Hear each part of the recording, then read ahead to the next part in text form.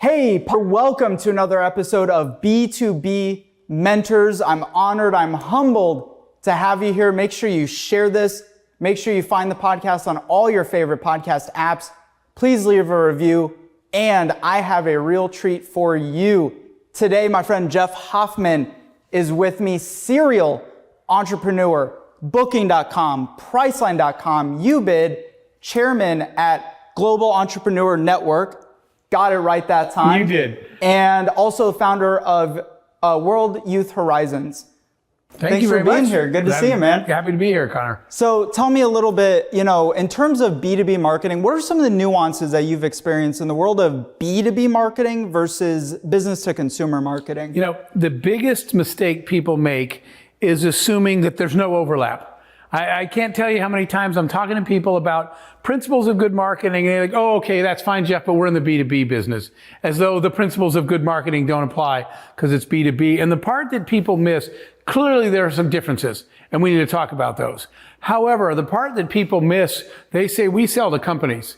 And I tell them all the time, no one sells to companies. There is a human being. She is the vice president of finance of a big company. She's not a consumer in this case, but you are talking to a human being who has goals, who has opinions, right? Who has all the same features as a consumer, even though the purchase is different and it's not 100% the same. There's a lot of crossover characteristics. So it bothers me when people say, I'm going to discard what you learned in the B2C business because we're in B2B. That's a mistake.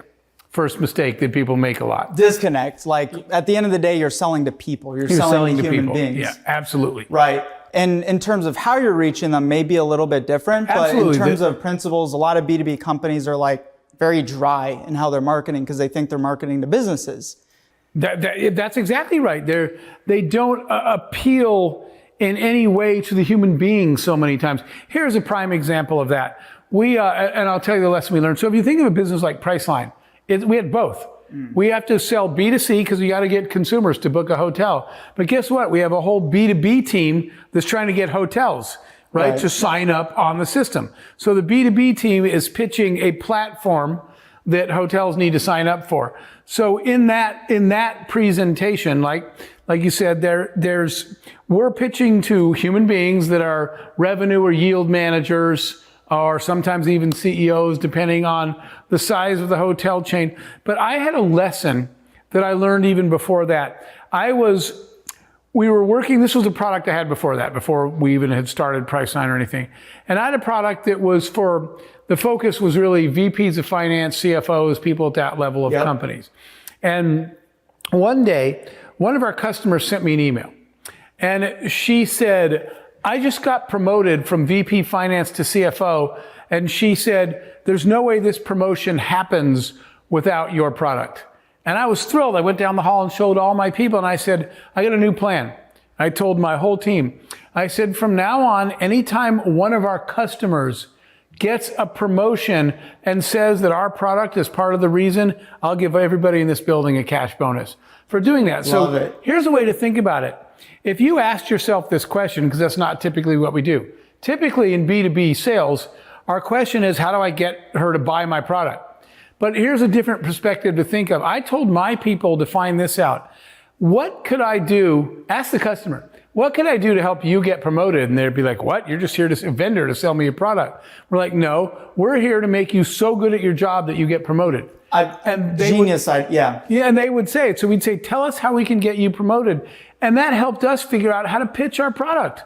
What is it you actually need? What would get used? So it's just an idea to try. And not even about like how great you can promote yourself or how great you think you are, but what are other people saying about you? And you look at some of the top consumer brands, they use testimonials, right? Like I took this product and had this result. Right. But I find so many number of B2B companies that I've talked to, worked with over the years, they're not leveraging that human testimonial factor as often as they should be. Yeah, I definitely agree with that. Testimonials are so important. Yeah. What we used to do early on is there's a term called reference customers. And reference customers, you make a deal. I'll give you the product free for a period of time. I give it to you free for a year, but in exchange, you have to agree to do references and video testimonials. By the way, a mistake a lot of times people make in the B2B world is you scored some major brand name company that bought your product, and then you go say, how do you like the product? And they say, we're not allowed to publicly comment on other people's products. And you're like, oh my gosh, people would kill to know that we have you as a customer, and they say we're not allowed to do that. So I always, at the beginning, ask that question. By the way, if you like the product, can you be a reference? And if they already say no, you kind of want to get some reference customers. You want to get some recognized brand names that give you credibility, but make sure they're allowed to talk about your product. You're not asking them to recommend it. You're just asking them to publicly say that they like the product. And then a lot of times we'd horse trade that. As like I said, we'd say, if you're willing to give us a great reference, only if you really like the product, we'll give you a year free or whatever it is, some deal there. So find these testimonial customers the way, like you said, Connor, the way that consumer brands do. So you're a legendary storyteller. I mean, seeing you on stage, you're phenomenal. And a lot of people struggle with this. What mistakes are marketers making and companies making in leveraging storytelling in their branding and in their marketing? Oh, I'm so glad you asked this. I'm sitting in a pitch. Someone's pitching us. And it happened to be the CEO of this company and a girl that he didn't introduce, which was a weird start to a meeting. He came into our office to pitch us to sell a product, B2B product, an enterprise product, and he didn't introduce her. And he started pitching the product and going on, and at one point, I said, hang on a minute. I said, I don't understand that part, what you just talked about, what the product does there. And so I turned to my team, right? So we're the customer in the B2B thing. And I said, did you guys get that? And everybody's like, no, we didn't understand it either. So I asked the guy to explain it again. And he did. And I said, I'm still not getting why our company would want that, right? What does that do for us? So I say, by the way, who is that? He goes, that's Brenda. She's in marketing. And I said, hello, Brenda. Like the dude didn't even introduce her. And I said, Brenda, can I answer that question? And he said, I am the CEO, Jeff. I came myself to sell you my enterprise product. And I said, okay, but we're having trouble understanding. Can Brenda answer that? Brenda answered the question, and it was brilliant, right? It happened a second time in his pitch that we're like, we don't really understand what you're saying. And we asked Brenda, and she could answer it. So I turned to the guy, and I said, let me give you a piece of advice. I said, don't ever go on a sales call again. So find people that know. So ego is the reason. Ego's That's why a killer, people are just yes. sucking at their marketing. We get that it's your company, it's your product. But if you're not the one that can tell the company's story well, then don't. I have way more respect for somebody that comes in and says, whatever you are, I'm the CEO of the company, but she explains it better than me. She can really tell you our story about why our product matters to your company and why you should sign with us. Let her speak. That's a big mistake that people make. If this isn't your strength, find someone who really can tell your company's story in your company. You know, we're so passionate about what we do as founders, as entrepreneurs. It's so easy to get close to what we do, which makes it incredibly difficult to communicate that to other people, right? And so there's value in having those outsiders and having, you know, an outside eyeball, even if they're an internal person, but they're not a direct founder to help communicate that. Connor, I think we miss that mark a lot. Connor, I completely agree because, like you said, we're too deep in the forest to see the trees. Yeah. It's obvious to us. And the very example I just gave you, at one point, the guy said, how can you not understand this? Well, you do this, you do what you do every day, so it's obvious to you. But it is not obvious to that VP of finance or purchasing officer, whoever we're trying to sell at a company. It's not obvious to them. And you are correct, we frequently forget that what's obvious to us is not obvious to a customer because they're not in our office every day like we are. So you really gotta have that empathy thing where you put yourself in their shoes. And I always tell my people, start with, you know, assuming they have no idea. Actually, you know what I really tell people when you do a B2B pitch? Start with assuming this, that the person you're pitching to is thinking, why on earth am I wasting my time here? So that you'll start by taking it upon yourself to convince them this is worth your time to hear this pitch about what we do at our company. What about sales too, on the sales side? And that is where there's a lot of nuances from, you know, B2B to consumer sales. What are your just ninja strategies for closing consistent big B2B deals? Sure. So we learned this the hard way because a lot of times companies tend to be, you know, I ask people to list their competitors in the B2B world, and you'll list the other companies, but they always forget to list one thing on the list as a competitor, which is inertia. And what I mean is the annoyance of change. So you come in, you're pitching a customer a better way to do it. They're not comparing that to their customers. They're thinking, It's a new system, it's new training, it's new procedures, right? Whatever. It's just new and it's change, and I don't want to do that. So inertia. Even if it could save them the time, Yes. save them the money, save them the energy, And you're like, how can you not see that? Yeah. They do see that. They just don't want to go through all the hassle of change. Every day I'm having that conversation. Yeah. They don't want to go through the hassle of change. So resistance to change is one of your competitors. So what you have to do is, and this is literally what we do, we come into B2B sales pitches with kind of two pictures. I don't mean literally pictures. It'll make sense in a minute. Your life before us and your life after us. It's incumbent on you to show them, here is how your company is doing today. We studied you before we came here. Here's what your company would look like tomorrow if you signed with us today. So to do a before and after picture is really, really important, because they don't really see how their life's going to be different if they were using this product. They just see the negative, which is we're going to have to learn a new product and work with new people, and we're going to have to make change, and change is difficult. So that's what you got to do. I highly recommend here's your life before me, and here's your life after you sign this agreement with me. And one of them looks way better, and they say, wow, it would be like that. That'd be really good to do.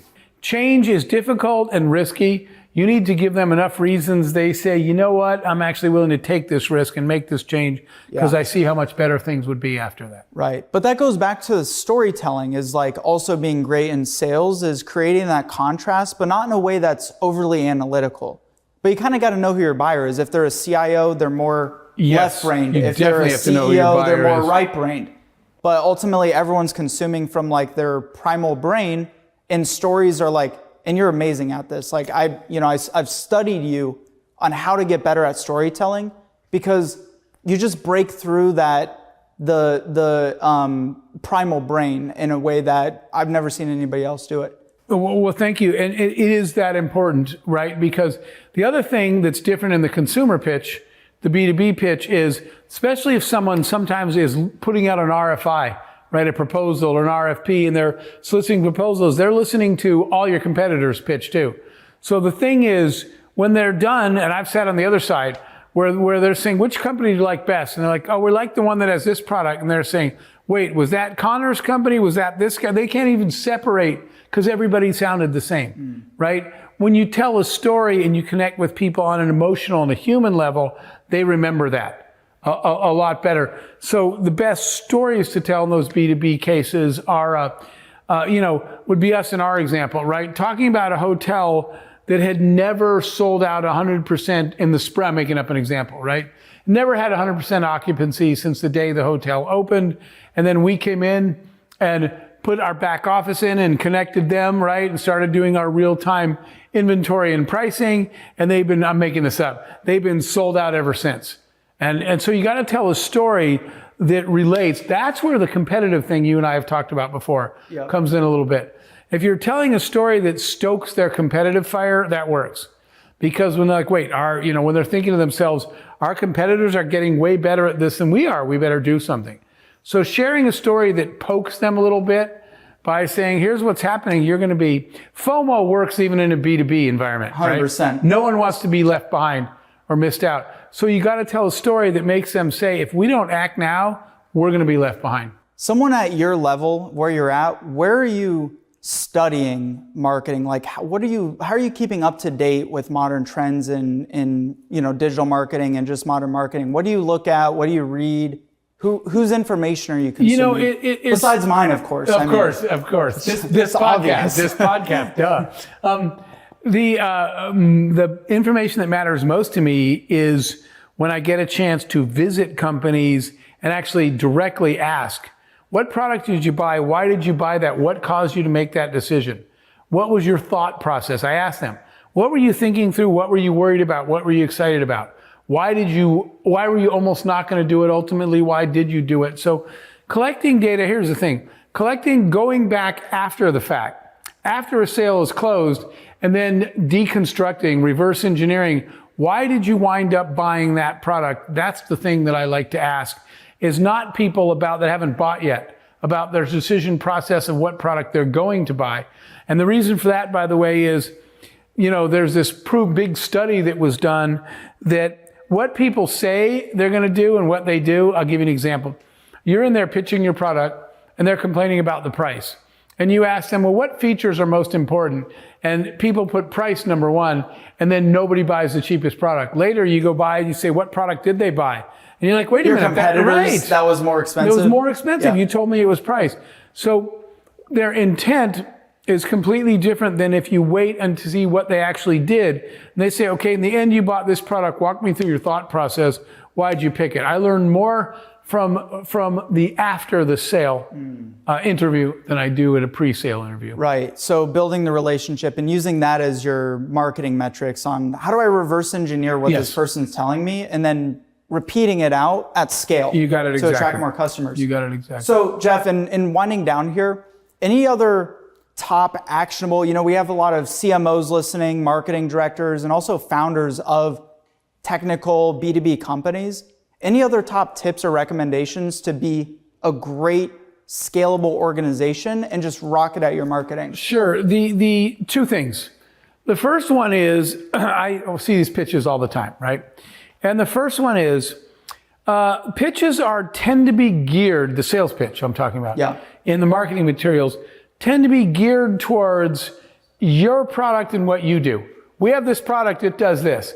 And what it should be, what made us successful, was when we walked in and we studied enough to say, your organization is trying to achieve these goals. We want to talk to you about how to achieve your goals. And that's not the typical pitch. The typical pitch is you come in and say, here's my product, please buy it. Instead of saying, we understand your objectives for 2022. We think we can get you there faster. So that's my first thing. Study the customer. Ask them, call and say, by the way, one time I called and I said, I mentioned this earlier. I said, this guy was a CMO of this was a B2B marketing product at the time. He was the CMO. And I said, what is your annual review graded on? He's like, what? What does that have to do with anything? I said, just tell me. I said, what do you get reviewed on? He said, I get reviewed on these 5 KPIs, these 5 performance indicators. And I was like, okay, I'm going to help you crush all of those things. So we changed our approach to start by walking in and saying, we're going to help you achieve your goal, instead of walking in and saying, let me show you my product and explains what you do, what it does, so you should buy it. That's helping you with your goal. My goal is to sell the product, right? Help them with their goal. So I think that was one of the pieces that in the B2B sales process just doesn't happen well enough. Play to a different dynamic than just what that consumer needs are going to be. I like that. I'm actually going to steal that. You guys should steal that too. I mean, honestly. Really understand what makes them successful, not you successful, and orient your pitch when you walk in and say, my example earlier, I'm going to help you get a promotion. That gets their attention. How can you get me a promotion? Because my product's going to make you the best darn CMO on the planet. Yeah. How is your product going to make me better? Right? That's a different story than you just walking in and saying, may I please show you a demo? And they're like, man, I got another meeting. How much time is this going to take? I'll give you a $20 Starbucks gift card if you do it. What? That's the kind of stuff people do. Yeah. Make their life better, but start your pitch explaining how you're going to make their life better. Jeff And that takes homework and study. Guys, So, I appreciate you so much, man. Thank you, This has been great to chat with you. And if someone wants to try to sell you something, or if people want to find you, follow you, get into contact with you, what's the best avenue? LinkedIn is where I am the most. Speaker Jeff Hoffman on Instagram, but I have a website, jeffhoffman.com. jeffhoffman.com. Thank you, brother. Guys, make sure you go subscribe, go to iTunes, leave a 5-star review so others can find the show too. We'll see you in the next one.